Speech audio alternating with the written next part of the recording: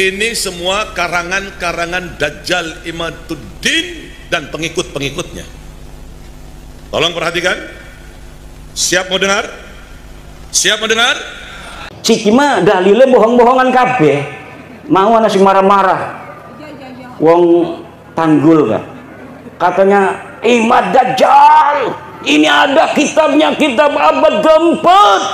Sudah sahih di sini disebutkan bahwa Ubaid anaknya Ahmad. Ini kitab namanya Abnaul Imam.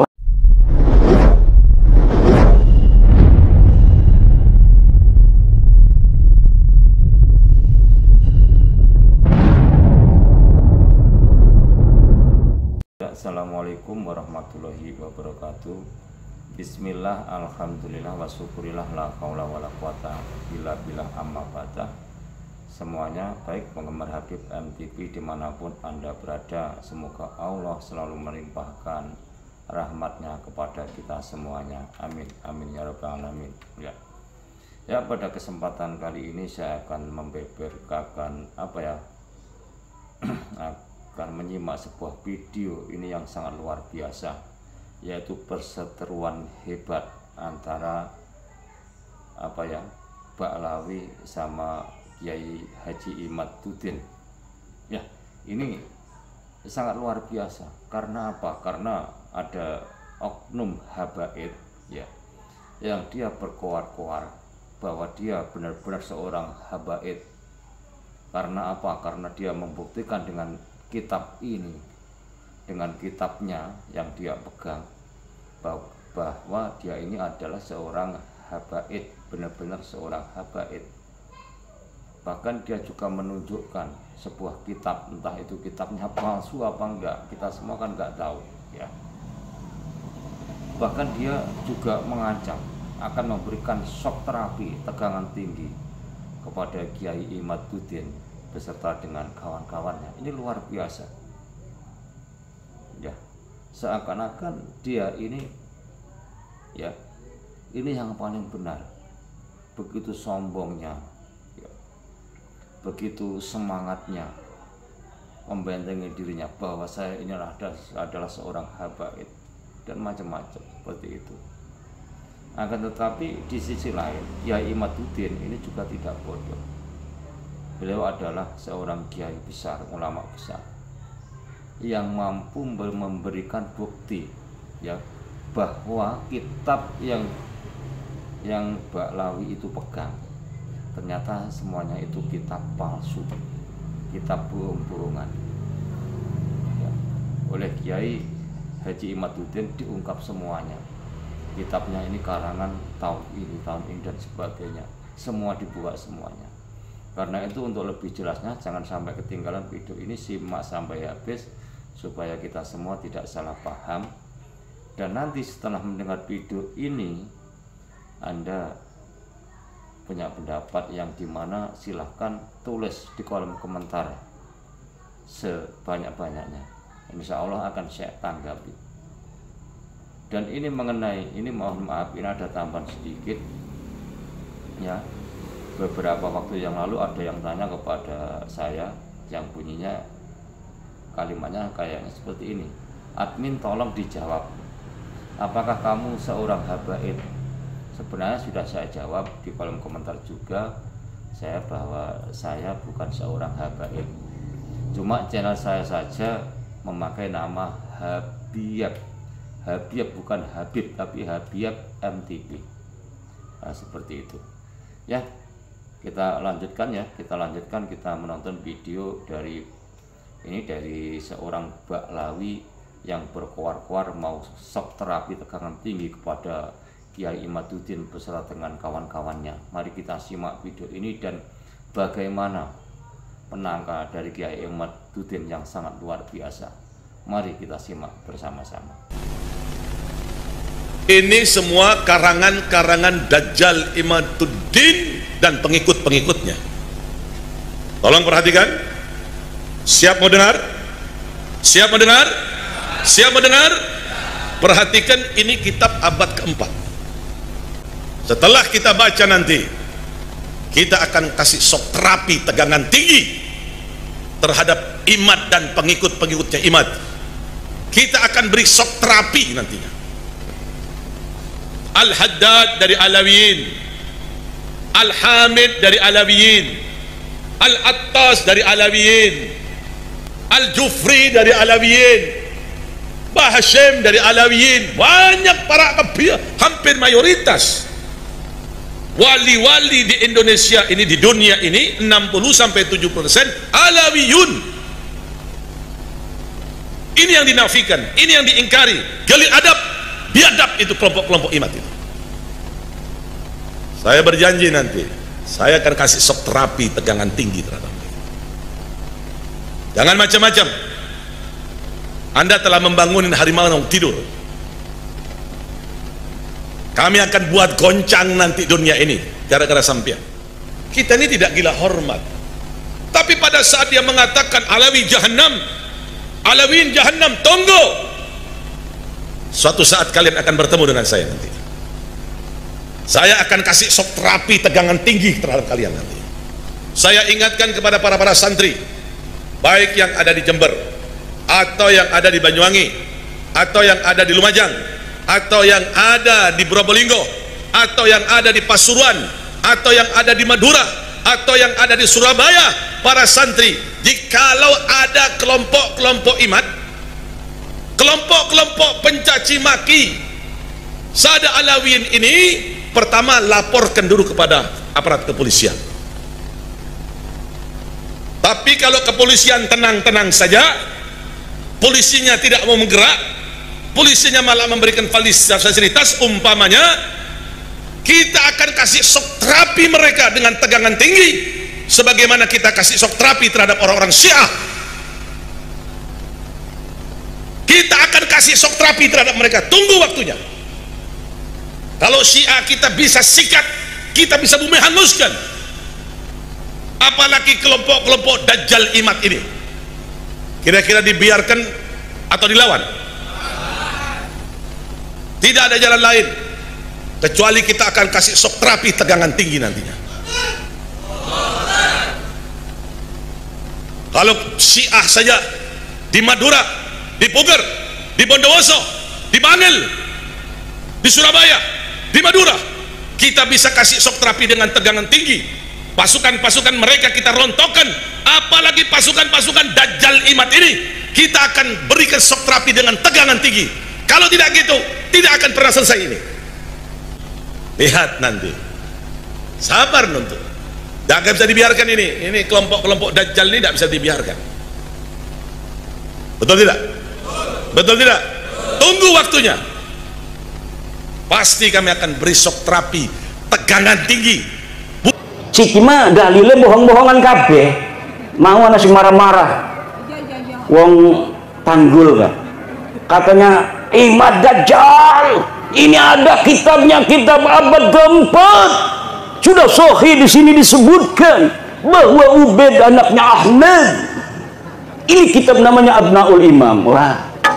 Ini kitab Abnaul Imam sudah saya bahas hampir 2 tahun yang lalu ketika pertama kali saya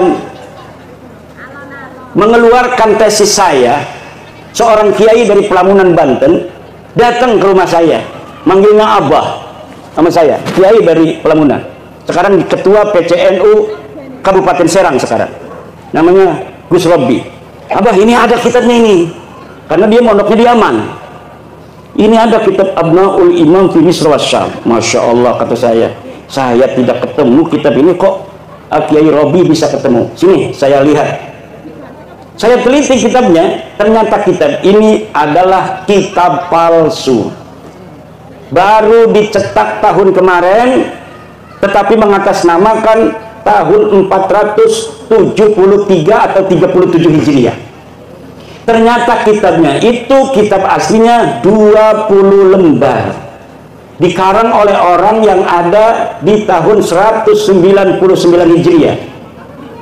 Hanya menerangkan anaknya Sayyidina Ali dan cucunya Sayyidina Ali, Abnaul Imam fi Misr wa Syam Al Hasan wal Husain. tidak menerangkan yang lainnya, karena tahunnya saja masih tahun 199 Hijriah. Sedangkan Ubaid itu wafatnya 383 Hijriah. Masa iya orang yang hidup di tahun 199 Hijriah bisa mencatat orang yang ada di tahun 383 Hijriah? Bohong apa ragu?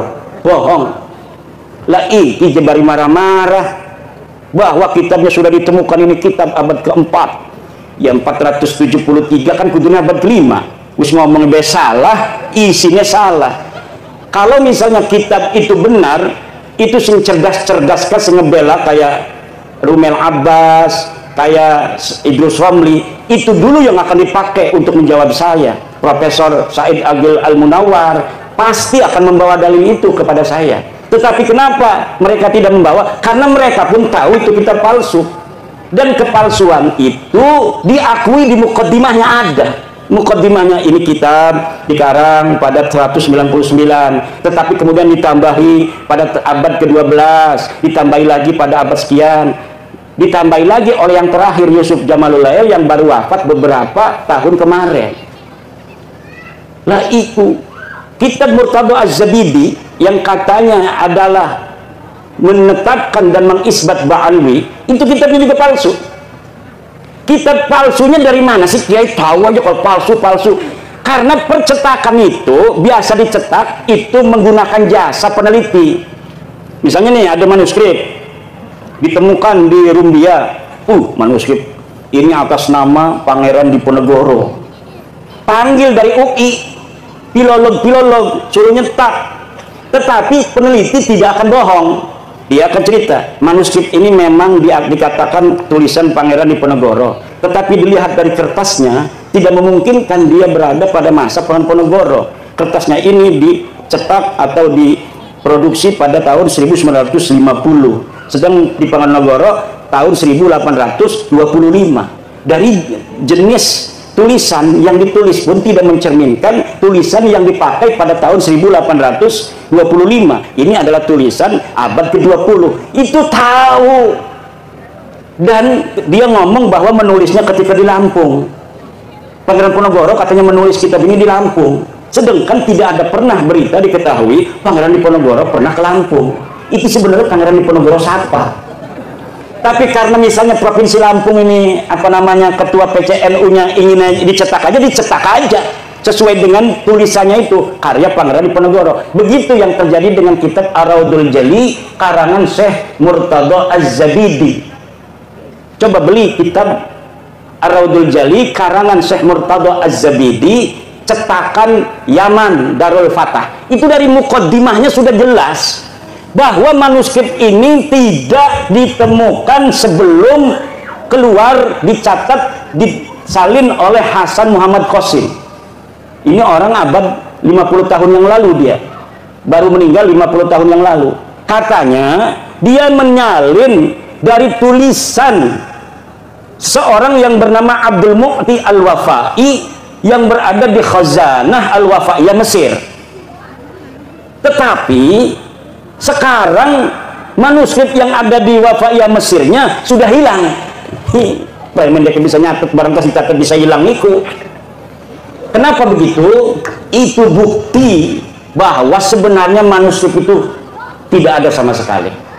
Karena beberapa klaim mereka punya manuskrip di dalam sebuah kitab yang namanya Uqudul Almas karya Ali bin Thahir, setelah saya konfirmasi di kitabnya bohong. Misal bahwa Imam Ahmad bin Isa berhijrah dari Basrah ke Yaman, disebutkan oleh Imam Al-Ubaidili di dalam kitabnya. Saya buka kitabnya Imam Al-Ubaidili, tidak ada keterangan itu. Kemudian bahwa Ahmad bin Isa bergelarnya tidak pernah ada Al-Abah dan An-Nafat, gelarnya menurut dia hanya Al-Muhajir. Ternyata tidak seperti itu. Kitab yang dia sebutkan tidak menyebutkan An-Nafat. Saya lihat ya yang bergelarnya An-Nafat, tukang minyak. Yang satu lagi bergelarnya Al-Abah. Al-Muhajir tidak pernah ada di kitab-kitab dari mulai hidupnya Ahmad bin Isa sampai dimunculkan pada 800 tahun kemudian nama Al-Muhajir sebagai alibi bahwa Ahmad bin Isa ini hijrah ke Yaman. Padahal yai Ahmad bin Isa ini orang pernah pindah ke Yaman. Lakas sama sekali berita kepindahan Ahmad bin Isa ke Yaman. Dia terkonfirmasi kitab abad kelima Al-Ghaibah karangan At-Tusi adanya di kota Madinah Al-Munawwarah. Dicari kapan wafatnya, tidak ada berita kapan wafatnya. Dicari di mana dia ini dikebumikan, tidak ada. Kenapa sampai dia tidak dicatat? Mungkin dia mati muda, tidak terlalu banyak peran dalam kehidupan. Kalau orang yang banyak peran, ketua PCNU, ya kadang-kadang anak nulis di media online. Ketua PCNU menghadiri acara pelantikan PWI Kabupaten Lampung Tengah. Berarti dia historis, pernah ada di media online. Coba nama-nama yang hadir, coba lihat di Google, ketik nama Kiai Haji Suparman Abdul Karim, langsung merebet anak, dia historis, banyak yang memberitakan. Tapi kalau bapak-bapak kita yang tidak pernah ikut gabung-gabung di organisasi, dikir bening jogoa, gelati arane Samsuri, lakan di Google deh. Mereka yang kesawut, tidak pernah ada interaksi dengan masyarakat luas. Begitu pula lah keberadaan seseorang yang dikatakan dengan kesejarahan yang begitu luar biasa, pasti ada saja orang-orang sekitar dia yang menginformasikan tentang aktivitasnya waktu dia hidup. Tetapi nama-nama Ba'alwi ini sama sekali tidak ada. Fakih Muqaddam jare bisa mi'raj 70 balen sebengi. Dia ada di abad ke-6. Banyak kitab abad ke-6 di Hadramaut, di Yaman yang memberitakan tentang ulama-ulama Hadramaut. Satu pun tidak ada yang memberitakan orang ulama di Tarim namanya Fakih Muqaddam.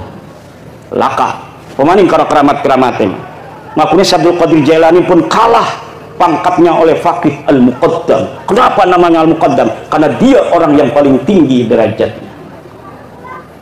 Ternyata ketika dicari di dalam sejarah masa lalu, tidak ada. Sejarah itu yang perlu dokumen, bapak-bapak. Nggak usah marah-marah, wis dokumen deh. Dokumennya mana?